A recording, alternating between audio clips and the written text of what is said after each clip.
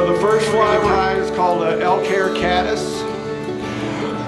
Here in Utah we have two major dry flies. We have mayflies, which the second fly we're going to tie today, tied in different colors and different sizes, will imitate just about all the mayflies that we have on the rivers here. And then we have caddis flies. We have a pretty spectacular hatch around Mother's Day in May. And then we have the evening caddis that kind of hatch all the way through the summer. So that's the first fly we're going to tie. Typically this fly is tied with a green body and a bleached elk hair wing. Some of you have green dubbing in your packs and some of you have orange. What I found around here is that an orange body with a darker wing, I seem to catch more fish on. So, but either way, we're going to tie it up and you can fish it. So I'm going to go ahead and get started. So I have a size 14 hook in here. Let me get on my super duper bionic glasses. So Dave, is size 14 normal? No, actually I tie them, when I fish these, I tie them on a 16. But in this class, we're teaching everything big, so. All right, so I'm going to start. So what they recommend on this fly is that, Jason was talking last week about eye lengths, and we usually start this fly 1 eye length back from the front. I'm going to start at 2 eye lengths back because there's a lot of, when you're first tying these flies, there's a lot of opportunity to crowd your head. So I'm going to go ahead and start my thread a couple of eye lengths back. And I'm going to just do a few wraps.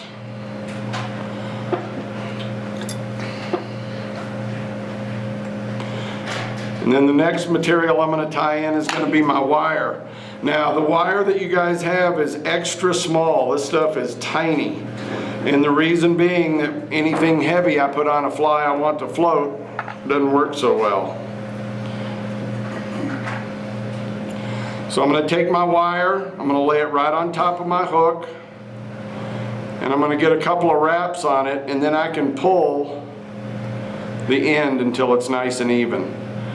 Okay, and I'm going to take my wraps on just about all the flies that we tie. You can see the barb on my hook. I want to take my last thread wrap until it hangs right in line with that barb. Okay, so now I'm going to dub. And like I said, some of you have green. This color here is called caddis orange, and I really like it for caddis flies around here. Okay, so with all dubbing, and especially on dry flies, we want to get the dubbing body nice and tight. So I'm going to take very tiny little pieces to start. And I'm going to dub it on very, very tight. I don't want this thing to absorb any more water than it has to. A lot of people will tie these with carrot-shaped bodies. Truth is that caddis have a pretty slim body. But I'll go ahead and try to taper it up a little bit. So as I'm putting my dubbing on, where I'm going to end up, I'm going to use a little bit more down here. And then I'm just going to slide my noodle right up next to my thread. Okay, now it's really important that I get my very first wrap of dubbing right back here, right where my wire ties in. I don't want any space there. And then as I come forward, being careful to avoid my hook point, I'm going to try to build a little bit of a taper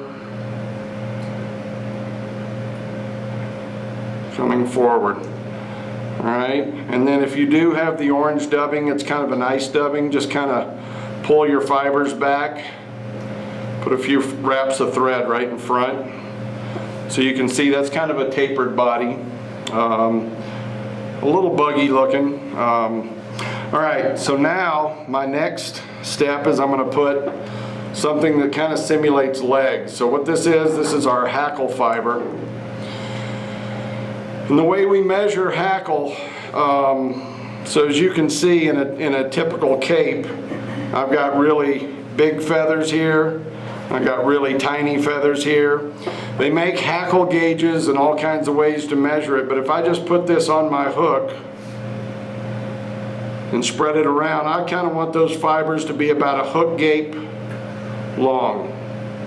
All right, and the other thing that we're going to do with these hackles today, when John Schultz tied his flies, we tied them in what I call backwards, so that the barbules faced forward, because on his streamers, as he pulled them through the water, he wanted them to make noise. On this dry fly, we want our hackle to lay backwards. So if you look, every hackle feather has a top and a bottom, or a shiny side and a dull side. The shiny side, the barbules come down kind of concave, and that's what we want to do. So the way I'm going to prepare this feather, I'm going to tie it in from the butt. And I don't need very much, so what I do is I just take my thumbnail and I strip it down to bare stem. Okay? And that's what I'm going to tie in with. Okay, now I want the shiny side facing forward on my fly. So I'm going to take shiny side up, I'm going to put my hackle in at a 45-degree angle. Let's see if I can get that tied in on my side. I'm going to wrap all the way up to the eye and back, and I'm going to tie this in really tight, okay? So now I'm going to wrap it backwards. Let me go ahead and I'm going to get my thread out of my way. And so to wrap backwards, what I want to do is I want to do my first wrap, I want to do a full collar wrap. So I'm going to go around one whole time. And then going backwards, this is called palmering or spiraling or barber pole or however you want to say it. So I'm going to kind of put an angle on my hackle, bring it all the way back to the back. Okay, now when I get back here, do not let go of your hackle. Now I'm going to take my wire, and just like Jason was talking about last week, counter wrapping. So I'm going to take my wire and I'm going to come in here and I'm going to do 2 wraps in the very back to tie off my hackle. So now my hackle's tied. And then as I come forward, if your wire is mashing down your hackle fibers, if you'll just wiggle it back and forth, it'll lay down in between them. And this is very, very thin wire, so don't pull too hard. And then as I come forward, I can go ahead and just put a couple of wraps right here on the head. Take your thread, tie it off. So a couple of wraps behind. And wrapping 2 in front. And then with this wire, you don't really have to use your scissors. You can just helicopter it and it'll break right off. Come in and remove the excess hackle.